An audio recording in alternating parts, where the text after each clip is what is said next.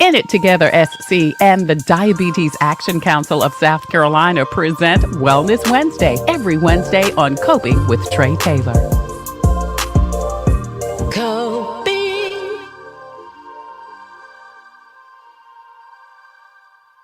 Hey there, and thank you so much for joining us on Coping. I'm Tre Tailor. We're giving you info and advice to help you thrive and survive in life because we will always be coping with something. Today, we're coping with allergies and how they affect your health. Dr. Laura Espinosa joins us. She is an internal medicine specialist at Prisma Health, Simpsonville, board certified. Thank you so much, Dr. Espinosa, for joining us today. Thank you so much for having me. Absolutely. When we come back, she will talk to us about various allergies that may be plaguing you and me this time of year and what is good and not so good for you to take based on your health. That's coming up next on Coping. I'm Tre Tailor. But first, hey, check the scroll at the bottom of the screen for resources concerning COVID vaccines and testing, financial resources, jobs, housing, and help with your bills. Also, information on scholarships and several community events. We're streaming on Facebook, YouTube, and Instagram and on demand. Please like, share, and follow so we can get the message to the masses. Today, we are coping with allergies, seasonal allergies, and how they affect your health. Dr. Laura Espinosa joins us. She's a board certified internal medicine specialist at Prisma Health, Simpsonville. Thank you so much for joining us today, Dr. Espinosa. I appreciate you. Thanks. Absolutely. So listen, this time of year, I know that a lot of people, and we've done a couple of shows already about seasonal allergies. What are some of the other allergies that may be plaguing us right now? You know, seasonal is really big right now. We've got a lot of that tree pollen. Everybody's walking outside and they're starting to see the yellow covering their cars and sidewalks. So lots of tree pollen is. We always have our pets and pet allergies. You know, folks that have cats and dogs at home. You know, our little fur babies. They always have pet dander and Yeah. year round. But right now, really big is probably our seasonal springtime allergies. How much longer? I mean, we just started with spring. Last week, I think, was the first day of spring, but we certainly started seeing the pollen earlier because the weather got warmer. So how much more seasonal allergies are we going to have to suffer through? Gosh, I think we've got a good couple more months left in this. And it did start earlier this year than what we usually expected. So people have already been dealing with this for probably close to a month already now. Yeah. You can be allergic to, I guess, tree pollen and not be allergic to something else, right? It kind of just depends. Yes, you can be tree pollen or you can be grass or, you can be dust, dust mites, pets. Um, there's other allergies like our food allergies and medication allergies as well. But yeah, you can be allergic to some things and not other things. Some people have their allergy symptoms in the spring, but not the fall. And some folks, get them all year. Yeah. Dr. Laura Espinosa joins us. She's a board certified internal medicine physician at Prisma Health, Simpsonville. We are coping with your allergies and what medicines are best for you. Now, there are a myriad of stuff that we can get over the counter and by prescription. What is the best thing to treat for what? We always encourage folks to try over the counter prescriptions first. They are very effective a lot of times and they can take care of your problem. They do take some weeks to work though. So we usually encourage folks to be patient. If you start taking an over the counter Claritin or a Zyrtec or an Allegra, give it a good 3 weeks. Oh my God. It's going to take some time. And, for our folks that suffer from seasonal allergies, I usually tell them, a good 3 or 4 weeks before you expect the true allergy season to start, you want to start taking that allergy medicine, getting it into your system so that you're good to go when that pollen hits. So you're saying it does make a difference if you take the medicine before you start seeing the symptoms? Yes, you want to take it before, several weeks before, get it into your system, get it working. Once you're in the throes of, the runny nose and the itchy eyes, you start taking it. It takes it a while. it takes it at least probably 7 to 10 days to Wow. full effect. Um, there's some faster acting agents like your Benadryls and things like that, but those can cause a lot of just feeling fatigued or sleepy. So those we really try to use sparingly as needed because they can cause a lot of sleepiness. Well, it's interesting that you mentioned that because two things I want to mention. One, I wanted to know, is there anything while we're trying to build up our resilience, is there anything we can take that would, you know, help immediately? And you're saying a lot of times the Benadryl, which goes to my next point. I noticed that allergy medicines, for the most part, I don't know if they are treating the symptoms as much as they are making you sleep so you don't even know that you have the symptoms. Yeah, the older allergy stuff like the Benadryls, they can make you very sleepy. The newer medications, they're targeting a slightly different histamine receptor, so they don't make you as sleepy. So you definitely want to be using those Claritins and Zyrtec and Allegra because they are not as they don't cause as much sleepiness as your Benadryl does. And all of these are great at reducing your body's immune response to the allergens. And that's essentially what we're treating. We're treating the immune response, which causes the red nose and the itchy eyes, and all those things. There's other things that you can do to protect yourself and environmental changes that you're going to want to make in your home to decrease how much of these symptoms you're having while your medicine kicks in.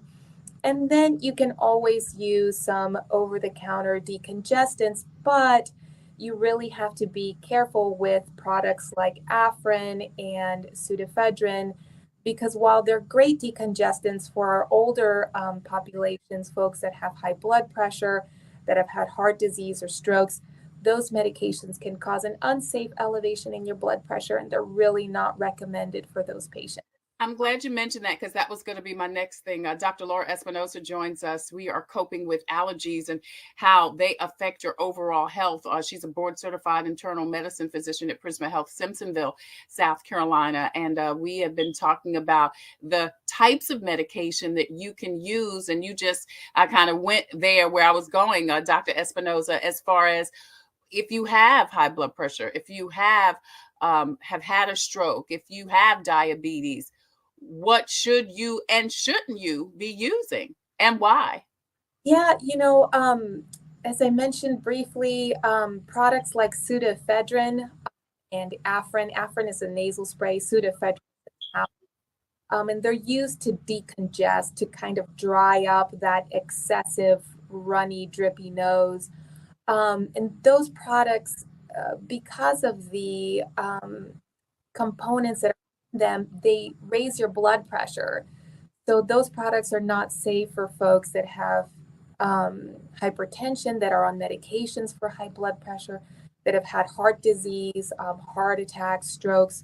We don't want to use those medications for those patients. There is a brand of over-the-counter medications that I usually tell my patients with high blood pressure, heart disease, diabetes to take, and that's the Coricidin brand. And it usually has a little heart on the box. It's called Coricidin HBP, and they have a line of products for cold symptoms that do not have those components in them and won't affect the blood pressure. Right, because I was going to ask, so those folks who have those underlying conditions, do they have to suffer? But you're saying no, because I have seen that there is a line, Coricidin being one of them, that is specifically for people who have high blood pressure, heart disease, diabetes. Is it less effective? No, I think my patients really, really like the relief that they get from it. Um, it's not the same, obviously, as a vasoconstrictor, which is what those other products are, the pseudoephedrine and the Afrin. They have a component in them that constricts those blood vessels And that's what helps to dry things out. But at the same time, that constriction is not good for our high blood pressure folks. So it's different, but I think patients do get significant relief with the quercetin. Right. Dr. Laura Espinosa joins us. We are coping with allergies and how the medicines affect you and the types of medicines you should and shouldn't take based on your health. She's a board certified internal medicine physician at Prisma Health in Simpsonville. And of course, we've been talking about different medications. Now, we've talked mostly about over the counter and medicines, pills, liquids, things like that. Is a pill better than a liquid, or is a liquid better because it kind of gets to the meat of the problem first, easier? It kind of depends. If we're talking for like allergy control, something as an antihistamine, tablets are just fine. Certainly when folks are trying to relieve a cough, a cough syrup is just very soothing It in is. a way. And there are other tablets that people can take for cough. Mucinex is a great product for once stuff settled in the chest and we need to break stuff up. We use Mucinex a lot. By prescription, we prescribe Tessalon pearls as a cough suppressant, and those are also very safe for our patients that have blood pressure issues. And there's a whole host of other medications that can be taken as cough suppressants and decongestants. From an allergy perspective, certainly there's different medications like Singulair that are by prescription that can help. And this is more for folks that have a long history of allergies and really aren't getting much relief from the run-of-the-mill over-the-counter medications. Right. So what you get by prescription is by and large stronger. It's targeting different things. Okay. It's targeting a different pathway in the allergy chain. But yes, they can have a stronger effect because we're targeting something a little bit different than just your run-of-the-mill antihistamine. What do you think about nose sprays, eye drops? Are there preferences there? And do folks with underlying, conditions, heart disease, high blood pressure, diabetes, stroke, do they need to be conscientious of those too? Do they affect them? Yeah, the nasal spray is one of those topical vasoconstrictors. There's certainly the potential for some systemic effects of increasing blood pressure. Also, Afrin tends to cause a rebound effect. So if you use it for more than 3, actually make the runny nose even worse. Oh my goodness. Yeah, so you have to be really careful with the Afrin. It can be effective if it's used, 3 days or less. To just kind of try and relieve some of that symptoms. There's Flonase and other inhaled steroids or steroid sprays that can be used by prescription. And the steroids, also kind of tamps down that immune system response to the antigens and helps with the nasal congestion as well. Board certified internal medicine physician at Prisma Health, Simpsonville. If you just joined us, please hit the rewind button because she has been dropping some major gems about what medicines you should and should not take based on your health, specifically if you've got diabetes, heart disease, high blood pressure, and have had a stroke. Dr. Laura, thank you so much for joining us today. Thank you so much for giving us this information. I mean, other than seasonal allergies, folks are suffering with all types of allergies. Like you said, it could be pet dander, it could be a little bit of everything. And it's important to know what are the best things to take, because you don't want to take something that's going to make not only your symptoms, but some other conditions that you have worse. So this is important information to have. Well, thank you so much for having me. It's been really great chatting with you today. Thank you so much. Dr. Laura Espinosa, board certified internal medicine physician at Prisma Health, Simpsonville. Thank you again. We appreciate it. So listen, if you have a product or service that could help someone cope please email copingwithtretailor@gmail.com. That information is scrolling at the bottom of the screen. We would love for you to be a proud sponsor, just like all of our sponsors. In It Together, SC, and also DHEC. We also want to thank the folks at the Palmetto Media Connections, Javis Financial Services, the Comet Bus Systems, the South Carolina State Fair, and Agape Counseling and Training Services. Now, if you have a story or initiative that could help someone cope, please email booking@copingwithtretatailor.com. We would love to talk to you and spotlight your story or initiative. Coming up next, the devotional on coping. I'm Tre Tailor. Hello, I'm Carolyn Sawyer, an entrepreneur and caregiver. Part of taking care of your health is knowing if you're at risk of type 2 diabetes. Prediabetes is serious and puts you at risk for developing type 2 diabetes. Up to 90% of South Carolinians who have it don't know they have it. Visit inittogethersc.org. Take an online test to find out your risk and join a diabetes prevention program. This message brought to you by the Diabetes Action Council of SC. Hi, I'm Tre Tailor. We'll always be coping with something, but God is always with us. Today's devotion says, when something in your life or thoughts make you anxious, come to me and talk to me. Thank you, Jesus, for this opportunity to trust you more. That's what we should say. Though the lessons of trust that I send you come wrapped with difficulties, the benefits far outweigh the cost.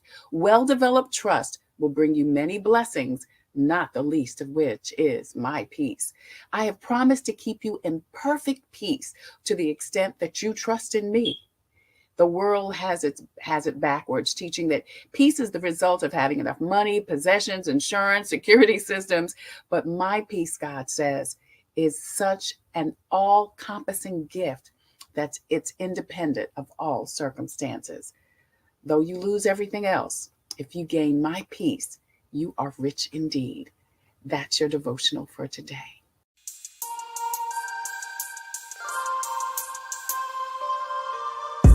Coping, find peace of mind to survive through whatever.